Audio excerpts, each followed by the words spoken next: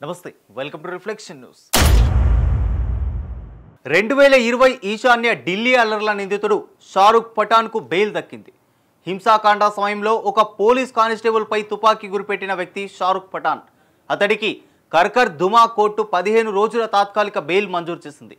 ఢిల్లీలోని తీహార్ జైలులో ఉన్న పఠాన్ అనారోగ్యంతో ఉన్న తన తండ్రిని చూసుకోవడానికి 15 రోజుల తాత్కాలిక బెయిల్పై బయటకు వచ్చాడు.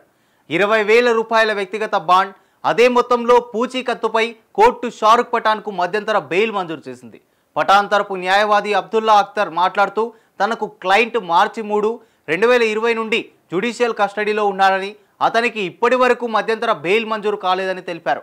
అనారోగ్యంతో ఉన్న తన తండ్రిని కలుసుకోవడానికి పఠాన్కు పెరోల్ మంజూరు చేయాలని కోరారు. పెరోల్ కారంలో షారుఖ్ పఠాన్ కోర్టు నిర్దేశించిన అన్ని నిబంధనలను, షరతులను పాటిస్తారని అబ్దుల్లా అఖ్తర్ తెలిపారు. మార్చి 1, 2025న షారుఖ్ తండ్రి తీవ్ర ఆరోగ్య సమస్యల కారణంగా ఆర్కే నరేందర్ ప్రకాష్ ఆసుపత్రిలో చేరారని, అతని తండ్రి శస్త్రచికిత్సకు ముందు తర్వాత కాలంలో కుమారుడు అక్కడే ఉండాలని కోరారు.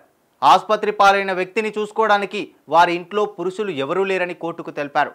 ఢిల్లీ అల్లర్లకు సంబంధించిన 2 కేసుల్లో పఠాన్ నిందితుడిగా ఉన్నాడు. వాటిలో హెడ్ కానిస్టేబుల్ దీపక్ దహియాపై తుపాకీ గురిపెట్టడం, రోహిత్ శుక్లా అనే వ్యక్తిని హత్య చేయడానికి కుట్ర పన్నడం వంటివి ఉన్నాయి. 2020 ఫిబ్రవరిలో జరిగిన ఉద్రిక్తతల సమయంలో Delhi police head constable Deepak దహియాపై తుపాకీ చూపుతూ కెమెరాకు చిక్కాడు షారుఖ్. ఆ తర్వాత పరారీలో ఉన్న షారుఖ్ను ఉత్తరప్రదేశ్లోని షామ్లీ జిల్లాలో అరెస్టు చేశారు. హెడ్ కానిస్టేబుల్ దీపక్ దహియా వాంగ్మూలం ఆధారంగా షారుఖ్ పఠాన్పై ఎఫ్ఐఆర్ నమోదు చేశారు. జఫ్రాబాద్లోని మెట్రో లైన్ కింద ఉన్న ఒక రోడ్డు వద్ద దీపక్ దహియా విధుల్లో ఉన్నాడు. అక్కడ చాలా మంది అనుమతులు లేకుండా గుమిగుడి పౌరసత్వ సవరణ చట్టంకు వ్యతిరేకంగా నినాదాలు చేశారు. రాళ్లు, సీసాలు, పిస్టల్స్ పట్టుకొని వచ్చిన నిరసనకారులు పోలీసులపై రాళ్లు రువ్వడం ప్రారంభించారు. ఈలోగా ఒక వ్యక్తి పిస్టల్ పట్టుకొని దీపక్ దహియా వైపు వచ్చాడు. చుట్టుపక్కల ఉన్న వ్యక్తులపై 3-4 రౌండ్లు కాల్పులు జరిపాడు. షారుఖ్ పిస్టల్ను దీపక్ తలపై గురిపెట్టి అతన్ని చంపాలనే ఉద్దేశంతో కాల్పులు జరిపాడు.